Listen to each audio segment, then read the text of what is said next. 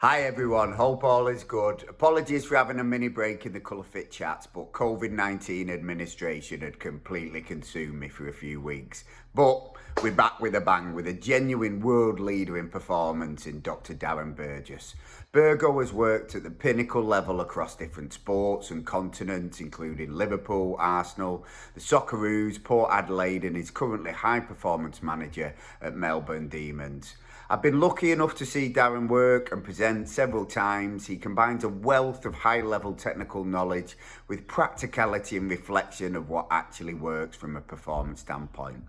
In this episode, he reflects on the lockdown period, discusses training focus for high-intensity intermittent sports, and what he looks for when hiring, and finish off with my favourite, what advice would you give your younger self?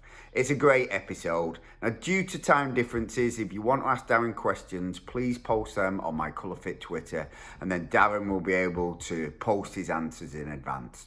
Really hope you enjoy the show. I think for high intensity intermittent sports, such as football and rugby and AFL, the training focus really should reflect the game. So what do those games require? Well, in football, it's short bursts of speed and change of direction and explosive action. So we need to train that.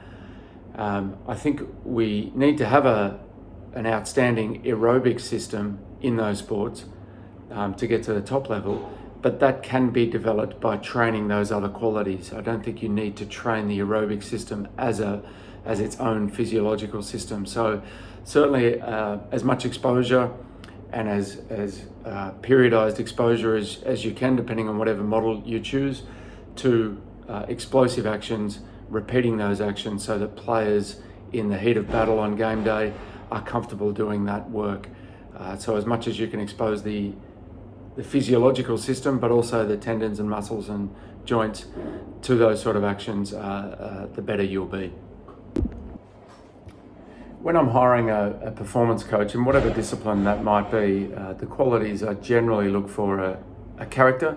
It's really important to have people of good character, and by that I mean people with humility, who know how to communicate effectively with both staff and players, who have good work ethic, and also have that ability to work as part of a team and know when to speak and when to listen and how to work within that team environment. I'm talking about a team of staff, not necessarily a team of players, but how to work within a team of staff, all heading towards the one goal. Certainly they need to have technical ability, so experience working and speaking and communicating to athletes I think is vital. So they certainly need to have an ability and experience to do that. And finally, they also need to know their product, and their product is sports science or nutrition or strength training. They need to know the X's and O's, and that generally comes through with the experience that they've had. But certainly it's character, ability to communicate and work within a team, and then know your product.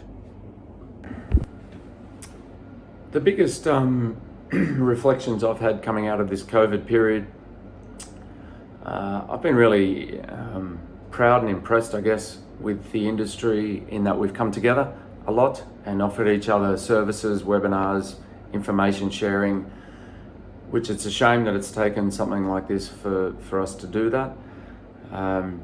It's been a really sad time because we have lost some really good people, either permanently or to furlough and stand down, and that may or may not be reflected in future jobs.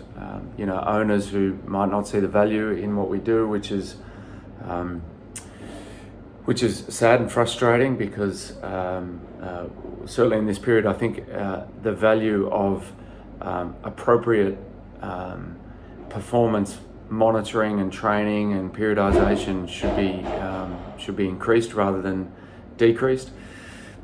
And I think as a more holistic general view, I think we probably just need to be a bit more kind to each other as an industry. It sounds a bit soft, I know, but I think probably there's been a little bit of a cutthroat about our industry, and there's been a little bit of why is he or she doing that, or I need to have my voice heard online.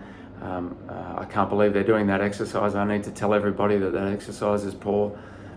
I think we just need to be a bit more kind and a bit more collegiate as an industry.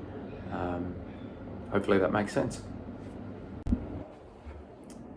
The advice I'd give to my younger self, if I could, would be just to relax a little bit, just to chill out and try and put all the information that you're so obsessed with gathering into some sort of context. And by that I mean not everything that you do within the 2 hours of training or the 1 hour of gym or the 45 minutes of recovery that you give the players is going to impact on performance. And in fact, mostly it's the stuff that you do outside of that training time that's going to influence the players the most. So I think whilst looking at information is good, it needs to be put in context and needs to be put in a more holistic manner. So I would tell myself just to relax a little bit, to focus on relationships as much as you do information, and to try and put them both into context into how they may or may not affect performance. So a big thanks to Burgo there for his insights. An aerobic base is great for high intensity intermittent sports, but this can be mainly developed through various high intensity methods such as VO2 max and sprint interval training, game-based conditioning, and these allow simultaneous adaptations of both physiological systems and musculotendinous structures, and thus more holistically prepares our athletes for the demands of competition. Performance leaders look primarily for character when hiring. If I don't know someone personally, I will always ring someone who does and ask about personality and work ethic. And that's why it's so important to try and get experience no matter what the level.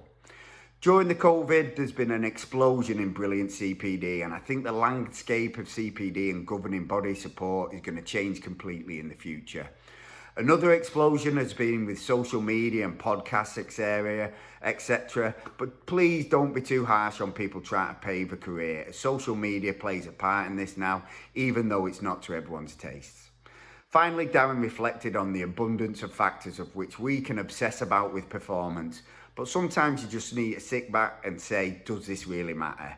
And we need to place a higher priority on building relationships with our athletes, as that is how we can best affect them, and that's what performance is all about. So thanks for tuning in. You can see the whole episodes on our ColourFit podcast and YouTube channels. Please subscribe and leave a review, and I hope to catch you next week.